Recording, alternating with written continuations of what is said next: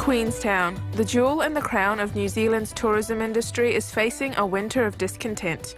First, the negative publicity generated by the Christchurch earthquakes, then the Chilean volcanic ash clouds cancelling numerous flights to the region, and then an unseasonably warm winter that has left the mountains woefully snow-free.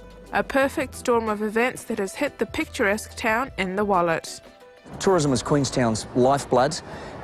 We welcome nearly 2 million visitors a year to Queenstown, and they spend about $800 million a year in our town.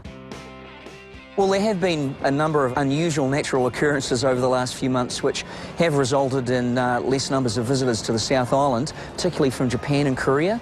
Numbers have reduced by about half since the Christchurch earthquake. The Queenstown Winter Festival is a major event in the tourism calendar designed to kick off the winter snow season. And this year's theme is Love Japan, a gesture intended to show love and solidarity to the people of Japan.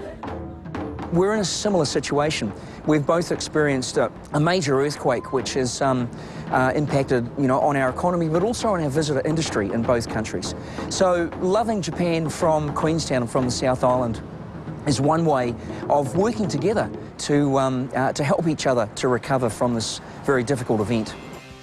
Even without the snow, the festival has brought some much-needed cheer to the town and, more importantly, to local businesses. The festival itself delivers $57 million in economic benefit to the town. Tens of thousands of people visit us for it, and the festival launches our winter. So it announces to the world that the season's changed, and get on down here for some winter fun. Queenstown's local Japanese community have taken the Japanese-themed festival to heart. The Japanese tourist market, which is traditionally one of the largest and most profitable for Queenstown, has noticed a sharp drop in numbers since the catastrophic Japan earthquakes. Japan market is very important, not because of number of the visitor, but lots of Japanese want to experience lots of things in Queenstown, stay 2 nights, 3 nights, some people stay a week to do lots of things. So we call it very high yield market. So yes, it is very important. I don't worry too much for the medium to long term. It will be challenging for next couple of months, but I'm sure market will be back from late October, soon after the World Cup. However, other Asian markets are stepping in to fill the gap.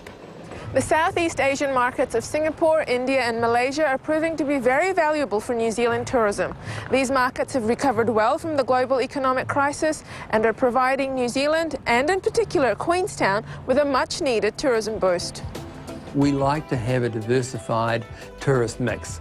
So it's important that we have tourists from Asia, but I think what makes Asia even more important to us is we live in the Asian Pacific corridor, and our major trading partners are in that corridor. That includes all of those countries, and Australia in particular, and Australia of course is very closely linked to the China economy.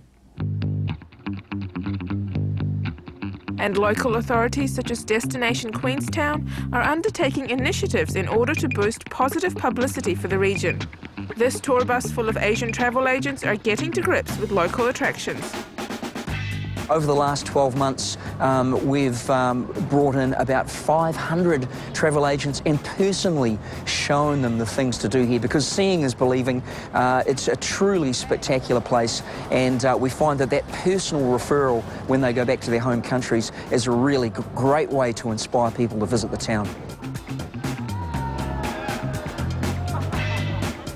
AJ Hackett Bungee, one of New Zealand's most well-known tourist attractions, have also noticed the plunging visitor numbers, and they too are taking steps in order to boost their customer base.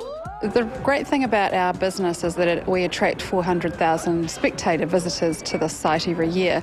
So we get a really good insight as to who our customers are, and we can see the changes in those.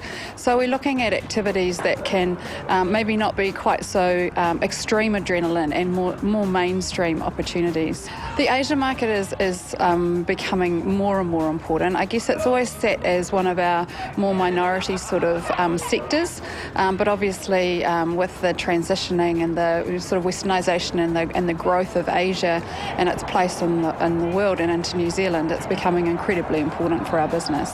Despite the rough start to the winter season, locals are determined to face the challenges head-on and are optimistic about the future. We're just working with the opportunities we have. The businesses in town, they're resilient.